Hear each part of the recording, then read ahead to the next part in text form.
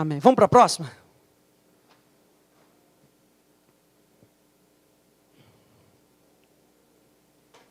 A gente já falou sobre a bacia de bronze.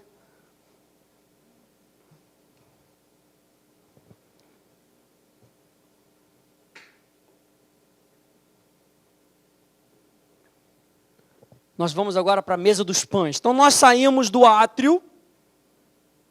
E o átrio fala de uma preparação para nós nos relacionarmos com Deus cada vez mais.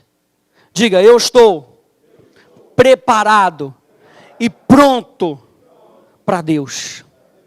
É assim que você tem que se ver. Preparado e pronto para Deus.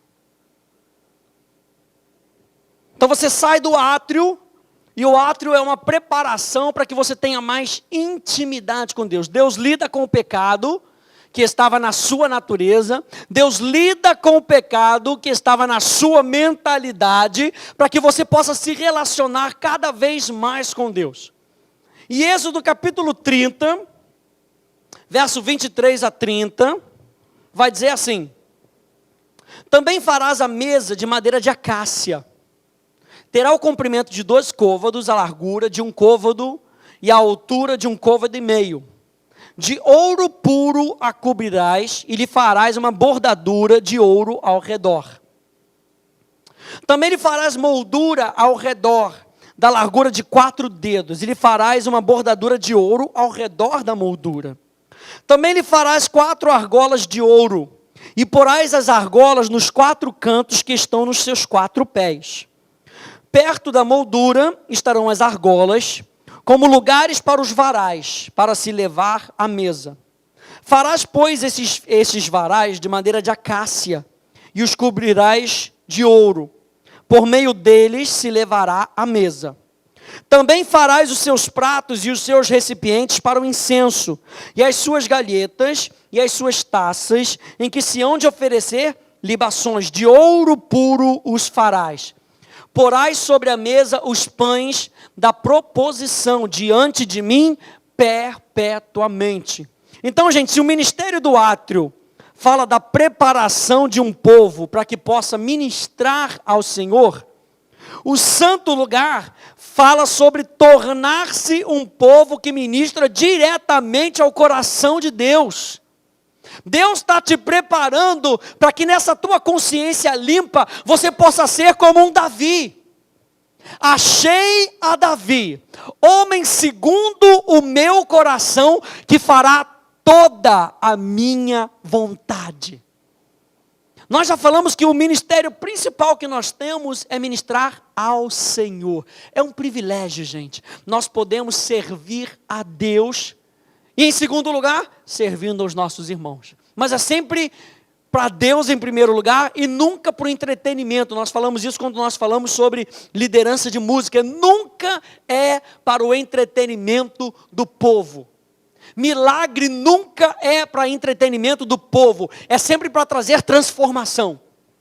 Quando Deus se manifesta, não é para você, meu Deus, que bonitinho, bater palma para Deus. É para com que você experimente a vida de Deus. E Deus trabalha na gente para que a gente possa experimentar qual seja a boa, perfeita e agradável vontade de Deus. Quantos aí têm essa consciência? De que você se relaciona com Deus para que você possa ver Deus operando na sua vida, cara. É você saber que Deus está contigo no teu trabalho, é você saber que Deus está contigo aonde quer que você for, que a palavra de Deus dá certo, traz resultado para a tua vida. E Deus começa a preparar isso no átrio para trazer você para essa dimensão de um lugar chamado Santo Lugar, para que você possa tornar-se cada vez mais parecido com Ele e ministrar ao coração dEle. Diretamente ao coração de Deus, gente. É um tipo de sacerdócio, veja bem, que consegue revelar o coração e o poder de Deus. Santo lugar. É um tipo de sacerdócio que consegue revelar o coração e o poder de Deus. E você está vendo nessa figura que a gente colocou aí da mesa, e você está conseguindo ver que ela tem pães sobre a mesa. Você está conseguindo ver? Ela tem pães sobre a mesa. Quantos pães? 12. Um pão representando cada tribo. Então, gente, o propósito dessa mesa era sustentar os pães. O propósito da mesa é sustentar esses pães que eram feitos de flor de farinha. Acompanhe aí comigo. Em hebraico, o pão da proposição significa o pão da presença. Ou seja, onde Deus está se revelando no meio do seu povo. Quando o pão está sendo distribuído, quando a palavra está sendo ministrada, Deus está se revelando. Deus está falando com a gente. Significando que a própria presença de Deus estava com eles enquanto comiam. Olha só, gente, enquanto eles comiam aqueles pães, eles sabiam que Deus estava ali com eles. É muito importante a gente entender que muitas vezes, durante a pregação da palavra, a gente não sente Deus. Mas você não vive por aquilo que você sente. Você vive por aquilo que você crê. E se você crê que Deus está falando com você, você crê que Ele está junto. Lembra que nós falamos que Jeová é o nome da aliança de Deus? Isso quer dizer que Deus vem para junto de você, para fazer aquilo que Ele disse que Ele vai fazer. Então eu tenho certeza que Deus fala comigo, e Ele não fala à distância, Ele fala de perto. Deus se chega para mais perto de você, para falar, para que Ele não precise gritar para você. Ele sussurra no seu ouvido. O Espírito Santo está aí com você, e Ele ministra no teu coração. E esses pães eram colocados, gente, olha só, era Deus se revelando para o povo, era o pão da presença de Deus. Era o pão da presença de Deus. Eu coloquei algo na sua apostila, que eu acho que é interessantíssimo você notar, que limpeza vem antes da comunhão. Lembra que eu usei o exemplo do pastor Maurício, que Deus vira para o pastor Maurício e fala, eu quero te usar como evangelista. E ele vai dizer, não, mas eu acho que eu não posso, porque eu não sou evangelista, eu sou pastor. Deus precisa limpar alguns conceitos na nossa vida, para que Ele possa ter mais comunhão com a gente. João capítulo 15, olha lá comigo, João capítulo 15.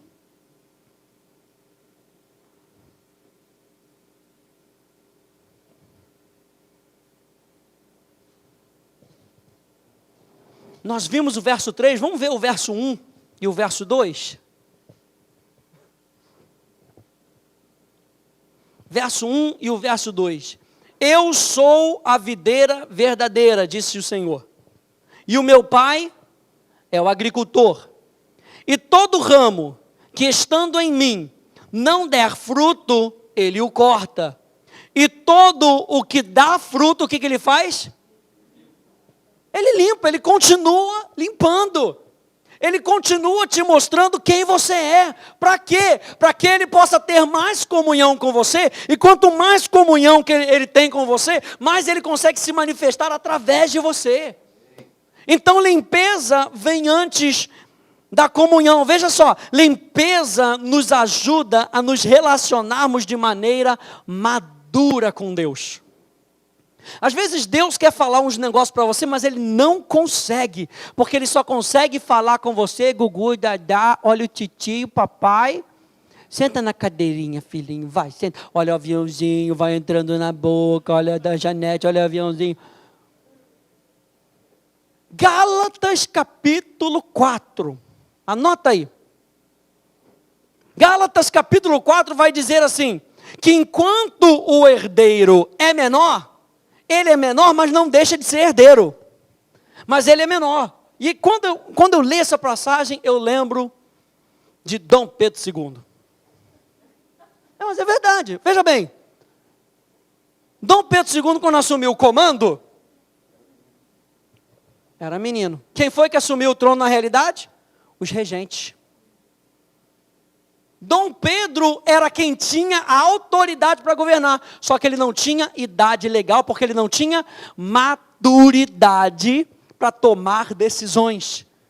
E a Bíblia diz em Gálatas capítulo 4, que enquanto o herdeiro é menor, ele deve ser colocado debaixo de tutores ou governadores, que irão ensinar a ele como ele deve agir.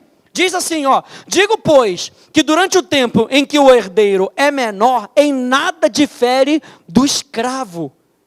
E você é livre, gente. Você é filho de Deus livre. Agora, a questão é maduro ou imaturo? Nós vimos na última aula que nós estamos em processo de aperfeiçoamento, amadurecimento, mas você não deixa de ser filho. Por mais que você pise na bola, você não deixa de ser filho. Essa é a manifestação da graça de Deus. Deus não vai te abandonar porque você errou. Não, Ele provê o meio para que você seja perdoado. E na realidade, você já foi perdoado.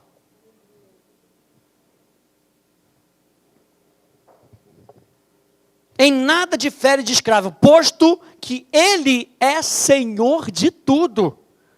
Mas está sob tutores e curadores até o tempo pré-determinado pelo Pai, o tempo da maturidade. Assim também nós, quando éramos menores, estávamos servilmente sujeitos aos rudimentos do mundo, vindo, porém, a plenitude do tempo, Deus enviou seu Filho, nascido de mulher, nascido sob a lei, para resgatar os que estavam sob a lei, a fim de que recebêssemos o quê? A adoção de filhos. E porque vós sois filhos, enviou Deus ao nosso coração o Espírito do seu Filho, que clama, Abba, Pai. De sorte que já não és escravo. O apóstolo Paulo está tendo a ousadia de dizer, o menor é comparado a escravo. Você é filho, não é mais escravo. Eu quero escrever a vocês como maduros. Você lembra que na carta aos Coríntios, ele diz, eu queria escrever para vocês umas coisas, mas eu não consegui. Porque eu não consegui escrever para gente madura. Ora, vocês já estão tanto tempo aprendendo de mim, diz o apóstolo Paulo, que vocês já deveriam estar ensinando. Vocês já deveriam ser professores de teologia bíblica pelo tempo que vocês estão aprendendo comigo. Mas vocês ainda são pequenininhos, por quê? Não se lavaram. Bacia de bronze, não se lavaram. E Deus não consegue lidar com coisas aqui em cima, se o teu nível está aqui embaixo. Por isso há uma necessidade para a igreja crescer, gente. Para a igreja largar a chupetinha espiritual, cara. Para você largar o leite espiritual. O apóstolo Pedro disse que quando você recebeu a salvação, você recebeu leite espiritual. E o apóstolo Paulo vira e fala assim, já está na hora de vocês largarem o leitinho. Vocês têm que comer alimento sólido, para que vocês possam se desenvolver. Vocês estão entendendo que sentar e ouvir a voz de Deus é uma disciplina. E o Espírito Santo só vai te dar aquilo que você aguentar. Me ouça, o Espírito Santo só vai te dar aquilo que você aguentar.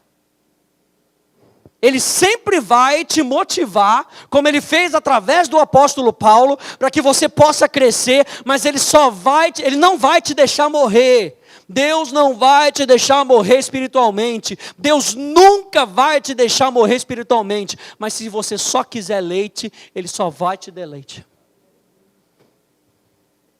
Está na hora da gente crescer, está na hora da gente treinar. Filhinho, já está na hora de engatinhar. Como é que você faz com o nenenzinho? Ele está engatinhando muito, você já segura ele, vai, anda, para criar músculo, anda. Aí daqui a pouco ele está andando sozinho, você fica todo bobão, né? Olha lá, está andando. Ele vai de uma cadeira para outra, vai se segurando. E assim é a nossa vida cristã. A gente vai progredindo. E Deus espera com que a gente amadureça. Muitos não conseguem experimentar a Deus na sua plenitude por causa da sua infantilidade espiritual. E eu digo para você de novo, limpeza vem antes da comunhão. Mateus capítulo 5, verso 8. Bem-aventurados os limpos de coração, porque verão, experimentarão a Deus.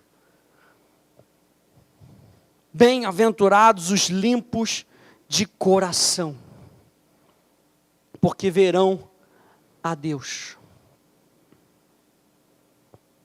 Como é que era a construção então? Vamos lá. Era feito de madeira de acácia, que fala da humanidade sem pecado, apontando mais uma vez para Jesus. Era revestida de ouro, ou seja, divindade. No átrio era o bronze.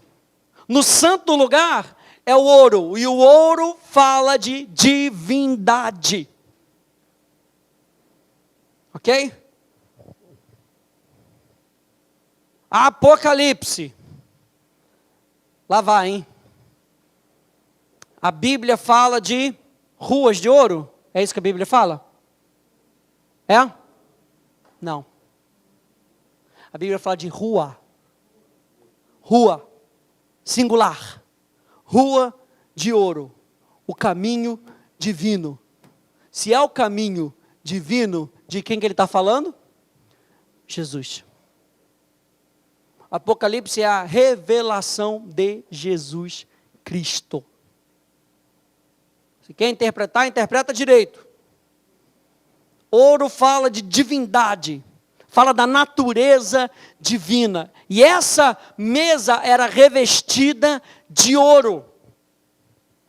Fala de uma comunhão divina. A nossa comunhão é divina, é de espírito para espírito. Se é uma mesa, é um lugar para comunhão. Deus quer ter comunhão comigo e contigo, mas não é no nosso intelecto, é no nosso espírito. Você é um ser divino. O teu espírito é um ser divino, e é no teu espírito que Deus tem comunhão com você.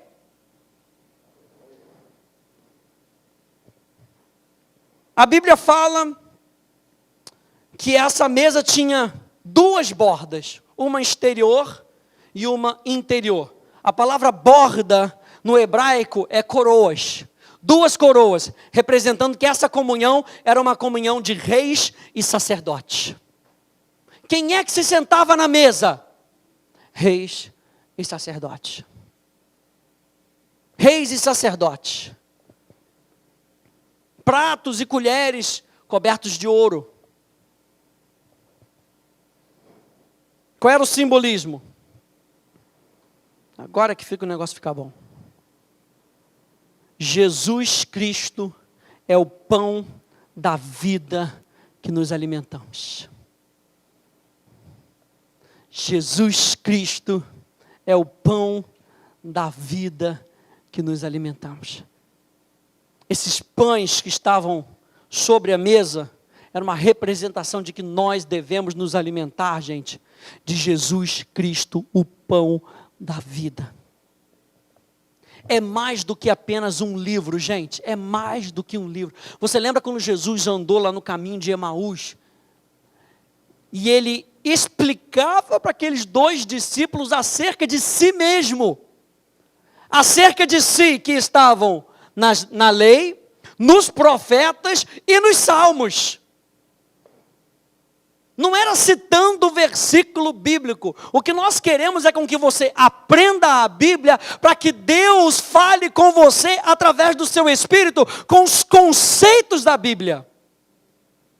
Às vezes você quer um versículo e você não consegue achar um versículo, o versículo não vem na cabeça, mas o Espírito Santo fala com você, eu sou contigo, e você ainda está buscando o versículo. Não, mas eu entendi, mas eu quero o versículo.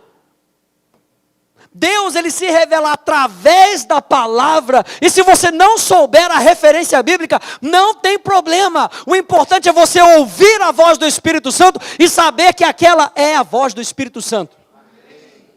Presta atenção. Ele é o bom pastor, e as minhas ovelhas ouvem a minha voz e reconhecem. Não diz que as minhas ovelhas decoram um versículo bíblico. Hã? É bom? É bom, claro que é bom. Claro que é bom. Mas o mais interessante, o cerne da questão, a coisa mais importante é você achar Jesus no livro. O livro não é a pessoa. Tem 2 olhos? Tem coração aqui dentro? Não. Então o livro pode virar celular. E você pode ler a Bíblia no celular.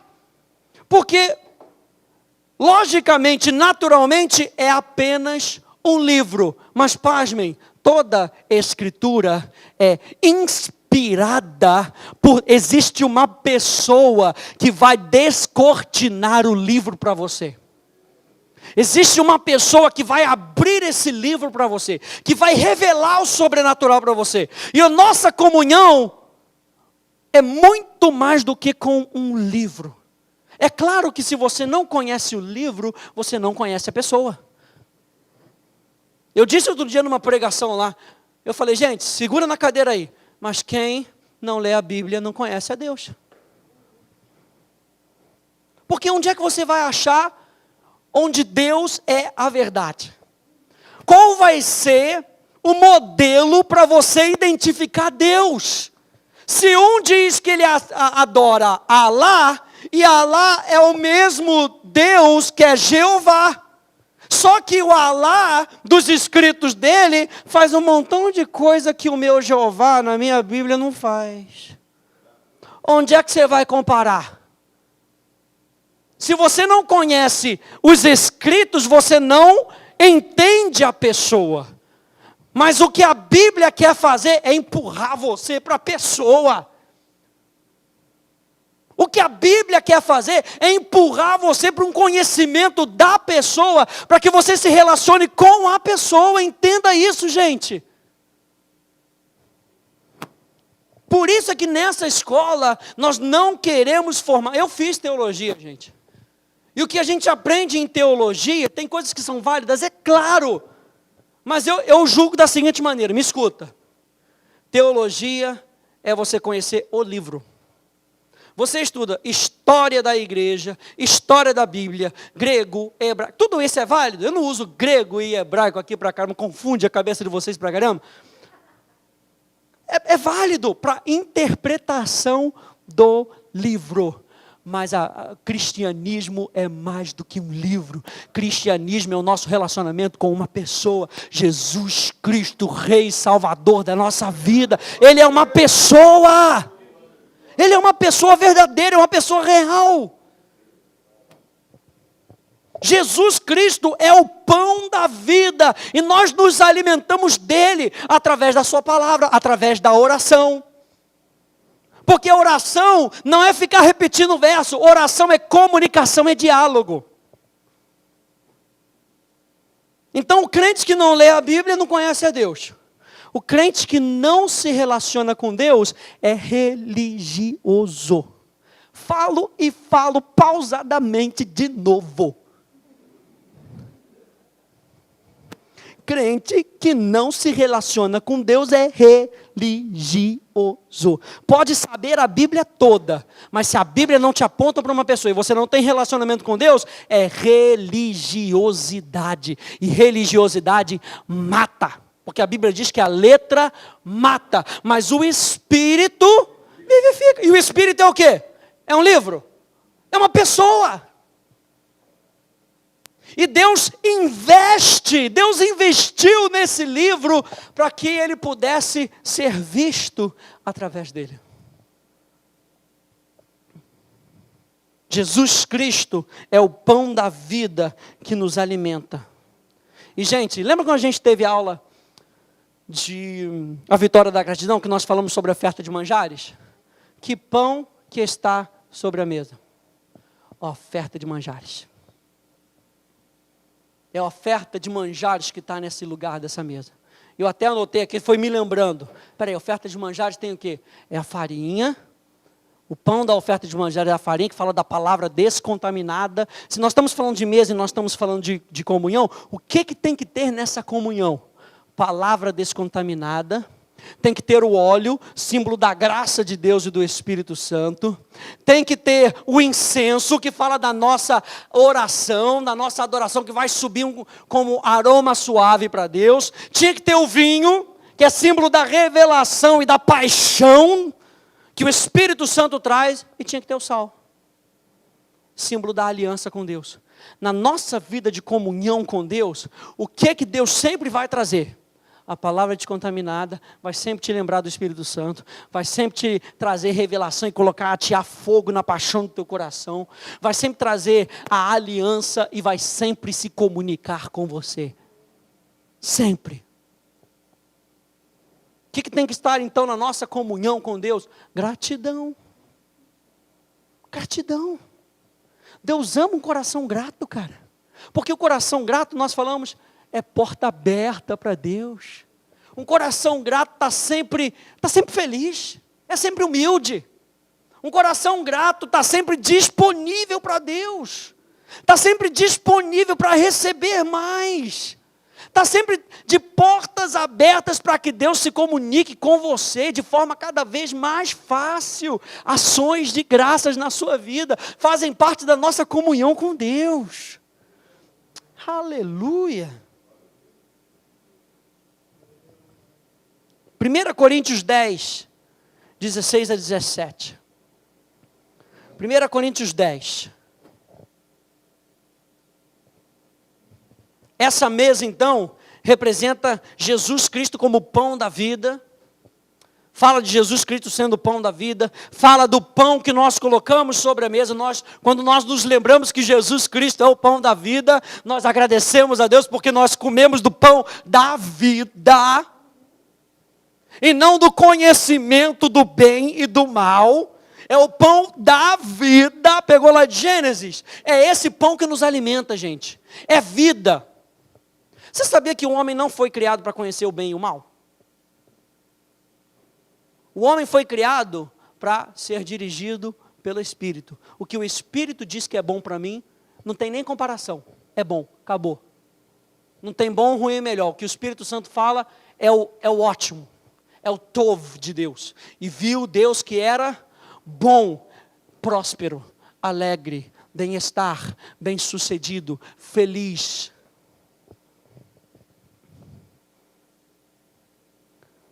Verso 16, 1 Coríntios 10. Porventura, o cálice da bênção que abençoamos não é a comunhão do sangue de Cristo? O pão que partimos não é porventura a comunhão do corpo de Cristo? Quem é parte desse corpo, diga amém. Amém. Pois nós, embora muitos, cada um aqui às vezes de uma igreja, embora muitos, somos um só pão. Um só pão. Um só corpo. Porque todos, leia comigo, todos participamos de um único pão. Ou seja, célula ativa no corpo. Não existe célula morta dentro do corpo. Se você é parte do corpo de Cristo, Ele te chama para participação. Ei, presta atenção. Deus te salvou para participação. Deus te chamou para participação. Gente, é interessantíssimo. Ele te chama, Ele te capacita, Ele te unge e Ele te envia. Participação. Deus te chama, essa comunhão, gente, essa comunhão com Deus, Ele nos chama para participação. Você lembra de quando Jesus levou Pedro, Tiago e João para subirem ao monte com Ele? Você lembra disso? E aí ele chega lá em cima, ele tem uma revelação de Deus. Jesus mostra o mundo sobrenatural para eles. O negócio vira um céu, ali naquele, só faltou sair anjo cantando com trombeta, abriu. E aí Pedro fica desesperado e fala, cara, que ambiente maravilhoso. Vamos montar uma tendinha aqui, um para você, um para você, um para você, e vamos ficar aqui. Comunhão. Comunhão. Porque tenda é o quê? Nós falamos que a tenda era o lugar de encontro. Tenda é lugar de encontro com Deus. E Pedro estava falando, Deus está se manifestando e nós queremos manter essa comunhão com Deus. E Jesus fala, calma cara, essa comunhão que você tem comigo é para você descer a montanha e abençoar as pessoas. Comunhão é para participação. Anota aí, comunhão com Deus é para participação.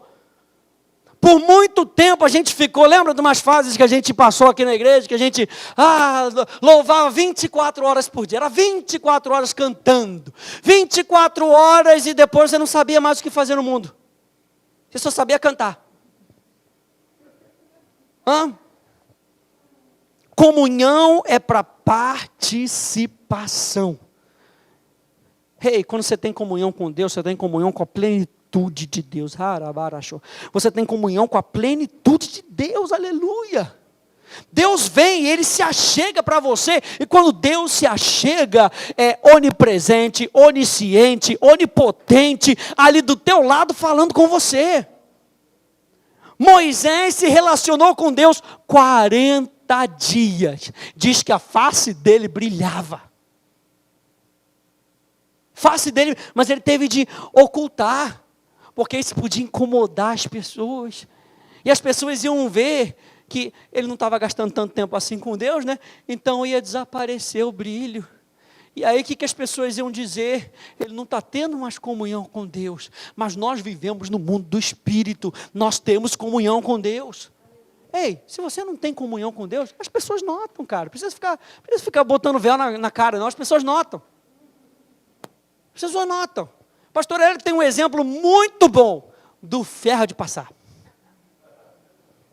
Ferro de passar. Ligou o ferro de passar, esquentou. Maravilha, o camarada passa a roupa, brincando, bota ali um pouquinho de água, passa. Depois tirou, o ferro não está quente?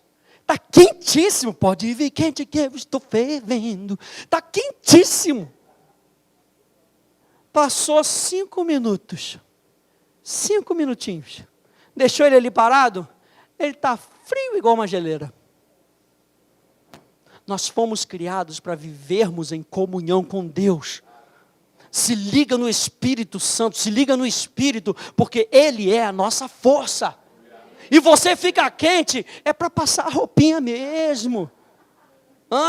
Você fica quente para você abençoar o teu irmão, É ombro com ombro, gente. Não tem esse negócio de só crente na minha casa, não.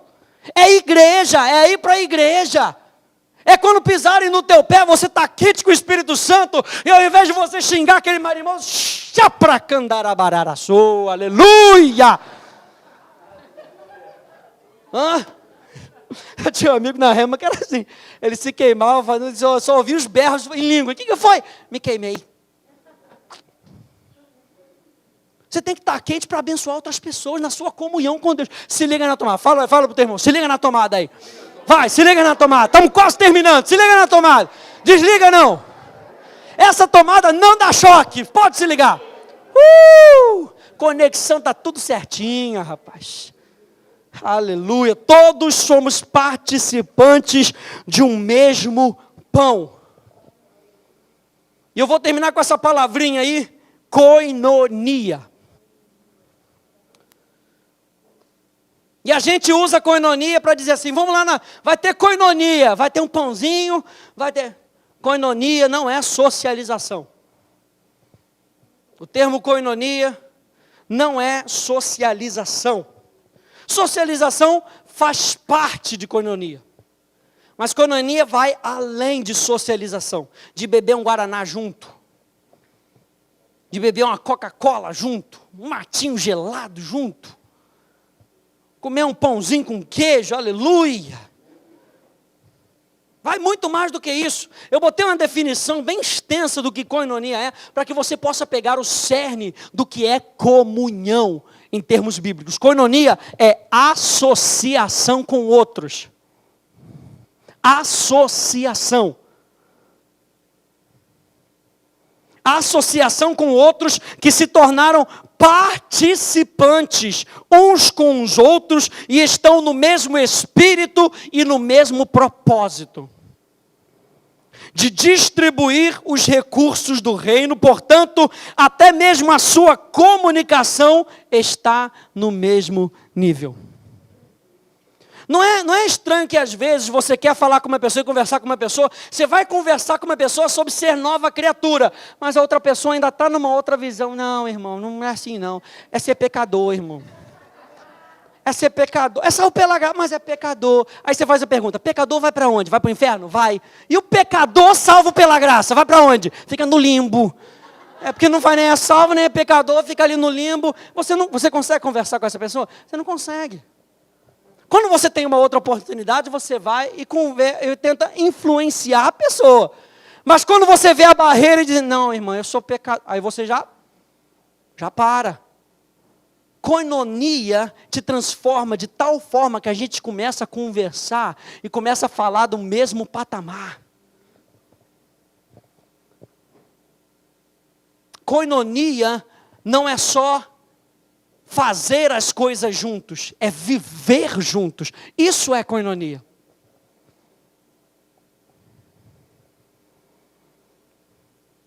Koinonia é onde tudo se torna comum.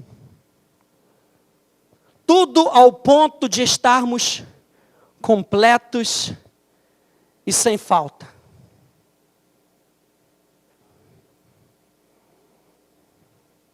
Onde com uma palavra você supre a necessidade do teu irmão.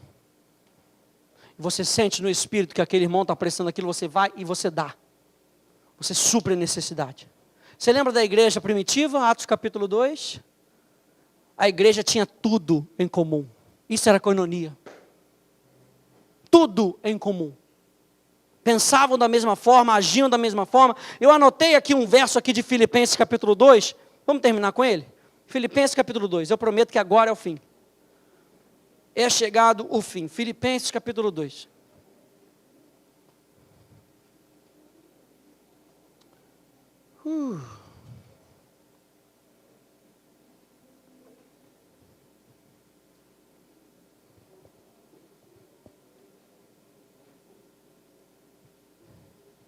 Filipenses capítulo 2.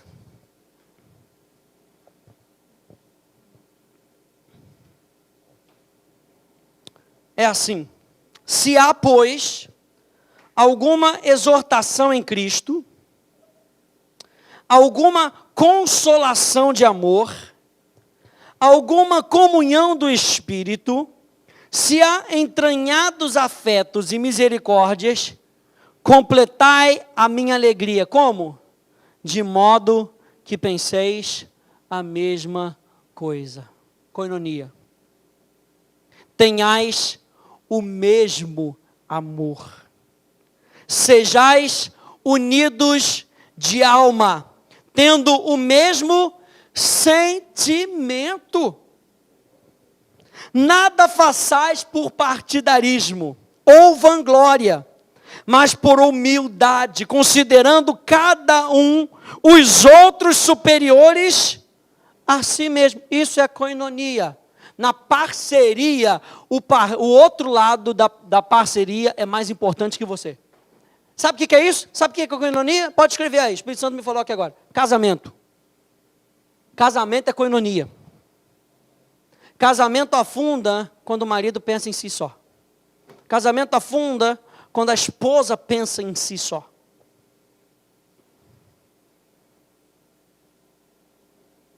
Salmo 133. Ó, quão bom e quão agradável é o que os irmãos vivam em união. União ali é casamento. Casamento. Ali está a bênção do Senhor. Diz lá o último verso. Verso 4 aí de Filipenses capítulo 2. Não tenha cada um em vista o que é propriamente seu. Se não, está aí acompanhando comigo? Se não o quê? Também. Cada qual o que é dos outros. Ou seja, Deus não impede com que você pense em você não, gente. Deus não impede que você pense em você, contanto que você não vem em primeiro lugar. Pegou essa? Deus não impede com que você pense em você. Você tem uma roupa legal, você tem um cabelo legal, tem um bigode legal, você tem um sapato legal, um carro legal, contanto que isso não seja a sua vida. Amarás, pois, ao Senhor teu Deus. Qual é o mandamento? Amar ao Deus acima de todas as coisas e ao seu próximo como a ti mesmo. Se você não souber quem você é em Cristo, você nunca vai amar aquela pessoa que é vista por Cristo da mesma forma que Cristo vê você. Não tenha cada um em vista o que é propriamente seu, senão também cada qual o que é dos outros. Aí depois você lê em casa o exemplo de Jesus. Tende em vós o mesmo sentimento que houve também em Cristo Jesus. Então, quando nós saímos do átrio, gente, Deus está nos limpando para que nós possamos perceber a Deus, para que nós possamos captar a Deus. E quando Ele vai nos empurrando para dentro do santo lugar, Ele nos chama para comunhão, e comunhão para participação, para que eu possa abençoar outras pessoas. Quando Deus chama você para ter comunhão, é porque Ele quer falar alguma coisa com você, que você vai ter que passar para uma outra pessoa. Lembra quando Ele chamou Moisés? Moisés, vem para cima, eu quero falar contigo, porque eu preciso te dar as tábuas da lei. E as tábuas da lei era para Moisés? Era para o povo inteiro. Então, gente, comunhão, quando Deus te chama para comunhão, você sente aquela urgência no teu coração de comunhão, saiba que Deus está querendo fazer alguma coisa através de você. Amém? Deus te abençoe.